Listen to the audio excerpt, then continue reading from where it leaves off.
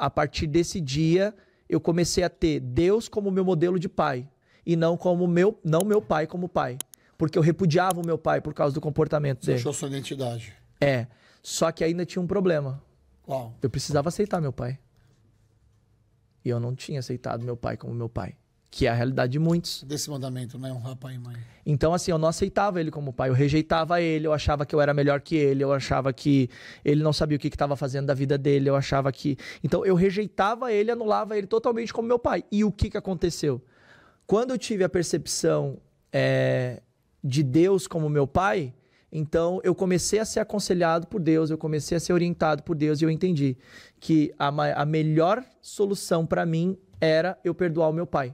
Então eu entendi da parte de Deus que o perdão não é um benefício para quem recebe, mas o perdão é um benefício para quem libera. Exatamente. E eu precisava liberar o perdão para tirar esses pesos e essas culpas de mim.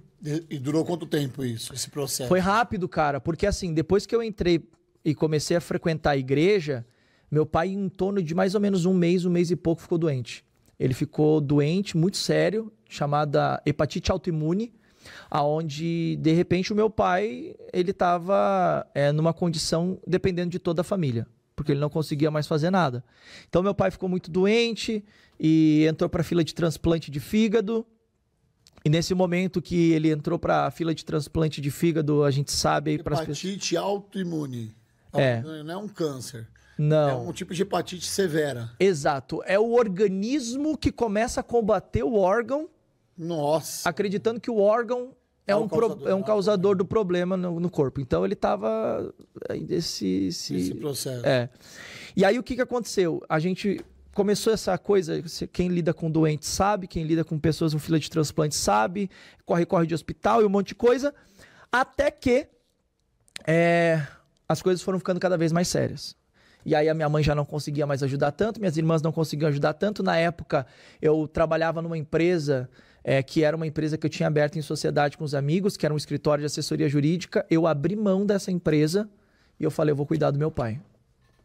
E aí eu falei que faria isso com a minha família aceitou, fiquei em casa cuidando do meu pai, full time. Nessa época você já não morava mais com eles, ou morava ainda com eles? Não, eu nunca deixei de morar. Teve uma época que eu saí de casa, mas numa rebeldia, e depois eu voltei para casa. Entendi. Mas aí nesse momento que eu comecei a cuidar do meu pai, eu dava banho no meu pai, eu fazia a barba do meu pai. Isso lá no sul? Trocava a fralda do meu pai, isso lá no sul. Eu não morava aqui ainda. Então tudo isso foi acontecendo e eu entendi o propósito de tudo isso. Porque pensa, ninguém da minha família conhecia Cristo. Mano do... Só eu. Então, assim, eu comecei a entender que o motivo pelo qual Deus estava permitindo que esse tipo de coisa acontecesse era porque Deus tinha um propósito para toda a minha família. E começando por mim e pelo meu pai. Então, eu comecei a cuidar do meu pai, dar banho no meu pai, cortar o cabelo do meu pai, fazer a barba do meu pai, dar comida na boca do meu pai, levar meu pai para médico. E qual era o sentimento? O sentimento, cara, eu vou ser bem honesto para te dizer qual era o sentimento. Que eu tava sendo pai dele. Que eu tava cuidando dele. Que eu tava... Eu me sentia melhor do que ele. Porque, tá vendo? Você foi mal comigo, mas eu tô sendo bom com você. Essa é a pura verdade. Mas não é o que deveria ser. Não é o sentimento correto. Tudo bem, você tá sendo porque honesto, eu sou menor do que ele e ele é maior do que eu. Ele sempre vai ser meu pai e eu sempre vou ser filho dele. Mas e eu deveria... Exato, naquele momento era esse. Sim. Eu deveria aceitá-lo como meu pai. Respeitá-lo, exato. Mas naquele momento momento era isso. Então eu tava fazendo tudo isso. E aí chegou um momento que mudou isso.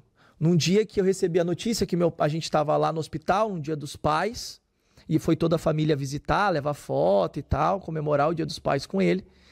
E teve uma hora que eu desci, porque eu tinha dormido, se eu não me engano, no hospital nesse dia, enfim, foi algo nesse sentido, e eu fui descer para comer alguma coisa. Quando eu voltei, o pessoal falou, teu pai falou uma coisa aqui para nós que você não ouviu. Ele disse que se ele morresse agora, ele poderia morrer em paz, porque agora ele tinha um homem dentro da casa dele. Nossa, velho. Quando ele falou isso pra mim, cara, pensa o seguinte, existe uma pesquisa científica que mostra que o cérebro de uma criança que nasce num lar disfuncional, com gritos, ofensas e palavras negativas, para uma criança que nasce num lar saudável, com palavras de incentivo, de encorajamento, a massa cefálica do cérebro de uma criança que nasce num lar saudável, ela é maior do que a massa cefálica de uma criança que nasce num lar disfuncional. Onde está a associação disso? A associação disso é o seguinte: eu comecei a desenvolver vários transtornos, déficit de atenção, eu comecei a ter várias disfunções de saúde, enfim, comecei a, inclusive, desenvolver, na época, foi aonde eu desenvolvi muito a intolerância à lactose. Sim. Então, eu comecei a ter várias reações físicas com base nos problemas psicológicos. Então, a relação disso é que no momento que você começa a entender que você é amado, você se torna mais inteligente, você se torna uma pessoa mais amorosa, você se torna uma pessoa... Isso dá peso na massa cefálica? Quando você fala do peso da massa cefálica... Quando eu estou falando sobre a massa cefálica, eu estou falando sobre a capacidade intelectual. Sim. A capacidade de aprendizado, a capacidade de relacionamento, de comunicação, a parte cognitiva. Então, eu tinha problema de aprendizagem, eu tinha... Cara, quando eu ouvi isso aqui é só para as pessoas entenderem o poder das palavras. Sim, claro. Quando eu ouvi isso, a minha mente... ela mudou completamente. Porque a partir dali eu comecei a enxergar ele como meu pai, comecei a enxergar ele como maior e me coloquei numa posição menor e reconheci ele como alguém que merece o meu respeito. Por causa dessa palavra que ele liberou.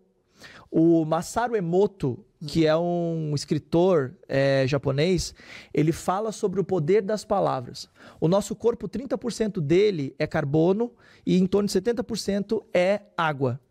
E ele faz um estudo onde ele toca certos sons diferentes e cada partícula das moléculas de água tem uma reação diferente.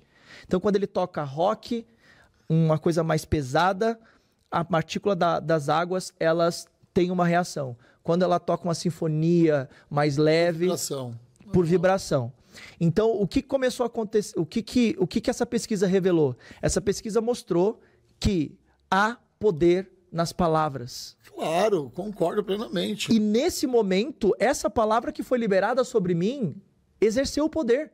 Tiago, capítulo 4, fala acerca de que as nossas palavras têm poder. A Bíblia diz que há poder de vida e há poder de morte nas palavras. Exatamente.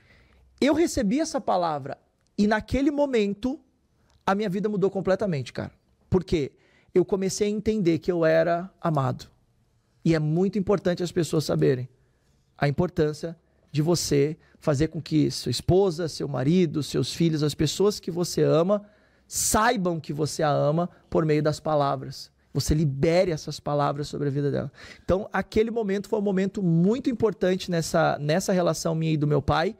Por quê, Rodolfo? Porque nesse momento, em questão de dias, meu pai piorou o quadro. Meu Deus, cara. Ele foi parar na UTI, em coma induzido. E o que aconteceu? Antes disso, eu tive a oportunidade de falar de Jesus para o meu pai. E o meu pai aceitou Jesus, antes dele ir para a UTI. Naquele momento que eu estava lá, no último dia, 8 horas da noite, eu saí do hospital. Quando eu saí do hospital, 10 horas da noite, eu estava chegando em casa, a gente recebe a notícia que meu pai havia falecido. Só que olha a consequência de tudo isso. Hoje eu e minha casa servimos ao Senhor. Glória a Deus. E muitas vezes as pessoas não entendem, né? Por que Deus permite certas pessoas de partir. Não. Só que depois eu fui buscar na Bíblia e eu entendi que às vezes Deus permite que o corpo pereça para que a alma seja preservada. Então, naquele momento, meu pai estava pronto para ser salvo. Essa é a minha crença com base naquilo que a Bíblia nos orienta. Cara, então, sensacional a partir dali, Deus trouxe toda uma transformação na minha vida.